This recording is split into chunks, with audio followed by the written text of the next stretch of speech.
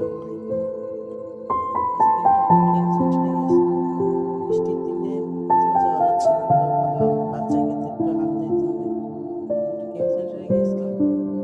সেখানে গিয়ে বাচ্চা তো খেলে দৌড়াদৌড়ি করে। বাচ্চাদের সাথে খেলতে, খেলে আগে নিজেকে বাচ্চা মনে হয়।